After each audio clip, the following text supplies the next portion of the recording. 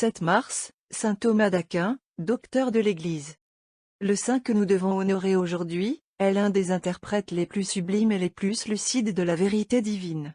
Il s'est élevé dans l'Église plusieurs siècles après l'ère apostolique, non, longtemps après les 4 grands docteurs latins, Ambroise, Augustin, Jérôme et Grégoire.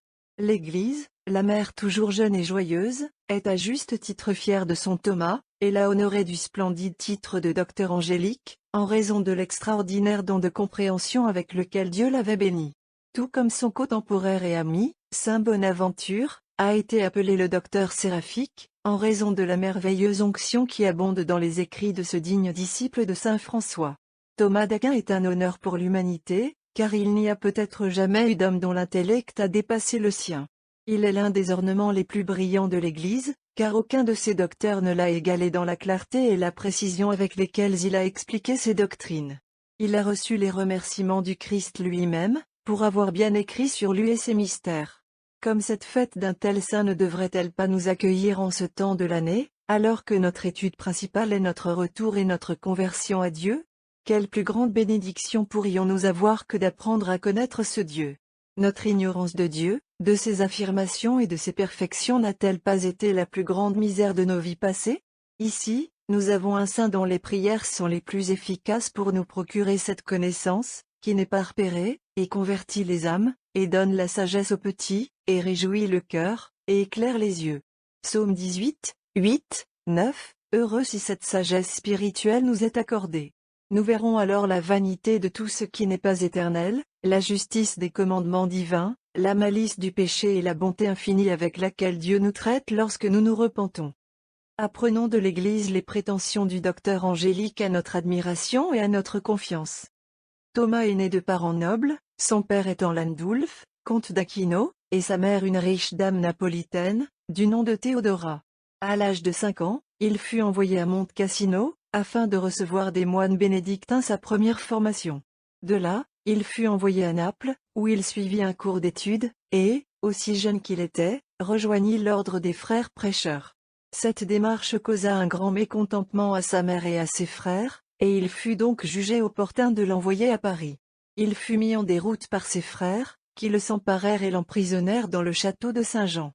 Après avoir fait plusieurs tentatives infructueuses pour l'amener à abandonner la vie sainte qu'il avait choisie, ils attaquèrent sa pureté, en lui envoyant une femme méchante, mais il la chassa de sa chambre avec une marque de feu.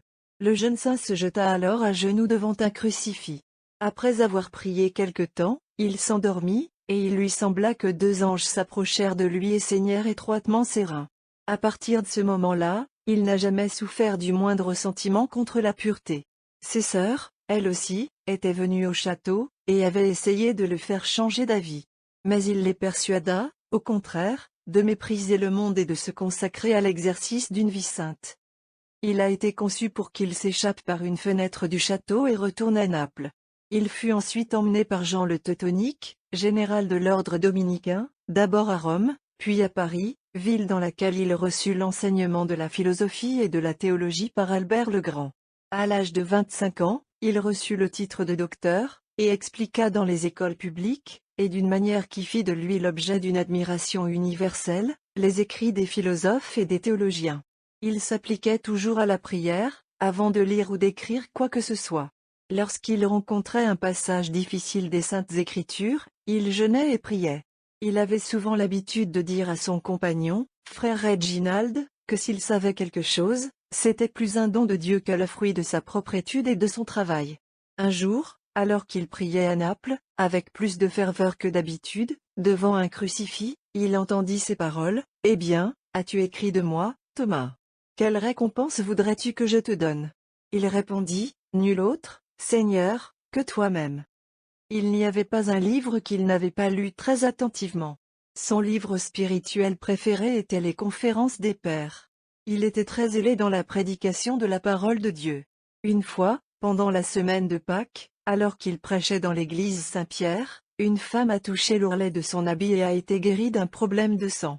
Ces écrits sont si extraordinaires, non seulement pour leur nombre et leur variété, mais aussi pour leur clarté dans l'explication des points difficiles de la doctrine, qu'il a reçu le titre de docteur angélique. Il fut invité à Rome par le pape Urbain IV, mais rien ne put l'inciter à accepter les honneurs qui lui furent offerts. Il refusa l'archevêché de Naples, que le pape Clément IV le supplia d'accepter. Il fut envoyé par Grégoire X au concile de Lyon. Mais étant allé jusqu'à Fossanova, il tomba malade, fut reçu comme invité au monastère de cet endroit, et écrivit un commentaire sur le Cantique des Cantiques. Là, il mourut, dans la 50e année de son âge, l'année de notre Seigneur 1274, sur les nonnes de mars, 7 mars. Sa sainteté s'est manifestée par des miracles, avant et après sa mort.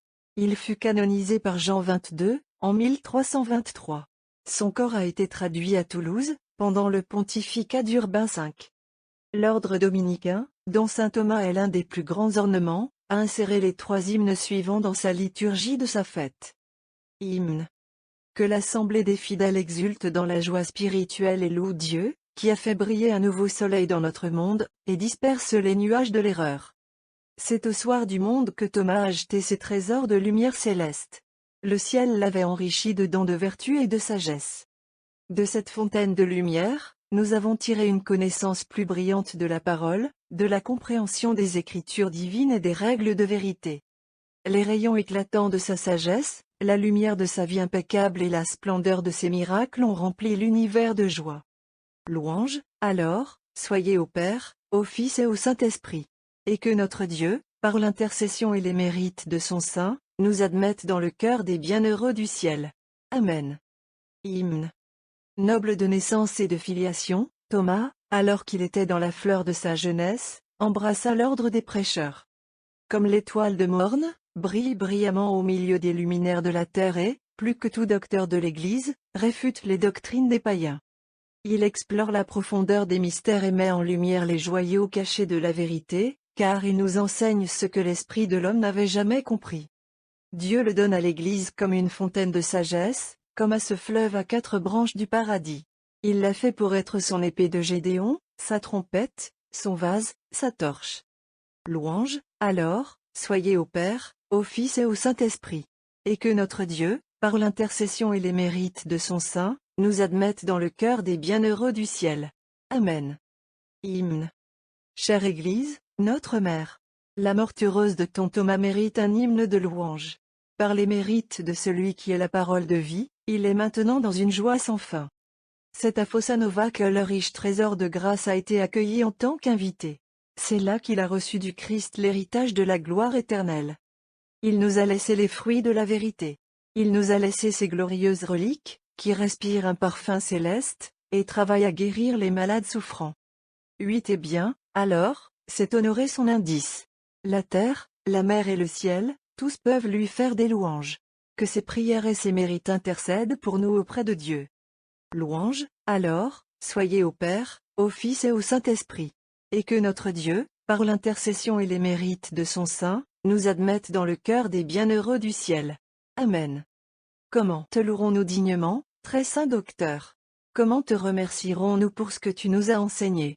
Les rayons du divin soleil de justice rayonnaient fortement sur toi, et tu les as réfléchis sur nous. Quand nous t'imaginons contempler la vérité, nous pensons à ces paroles de notre Seigneur, heureux les purs de cœur, car ils verront Dieu. Matthieu 5.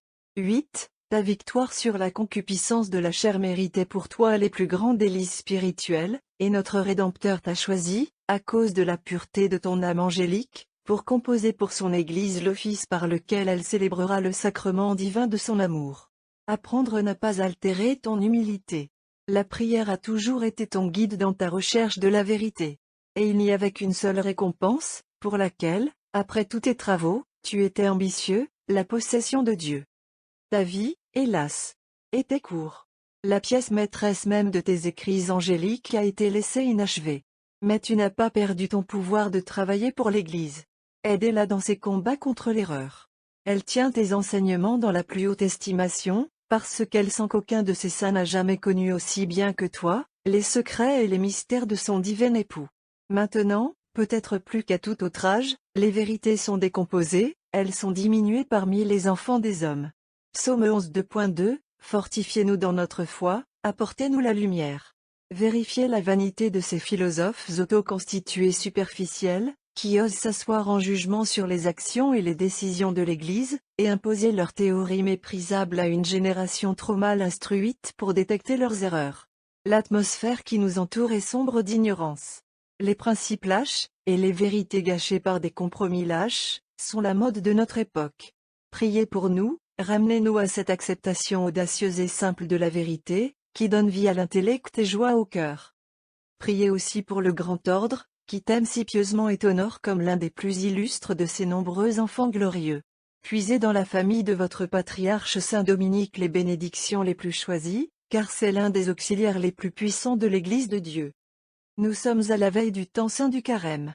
Nous nous préparons à la grande œuvre de conversion sérieuse de nos vies. Tes prières doivent acquérir pour nous la connaissance à la fois du Dieu que nous avons offensé par nos péchés, et de l'état misérable d'une âme qui est en inimitié avec son Créateur. Sachant cela, nous haïrons nos péchés. Nous désirerons purifier nos âmes dans le sang de l'agneau immaculé. Nous expirons généreusement nos fautes par des œuvres de pénitence. Égal.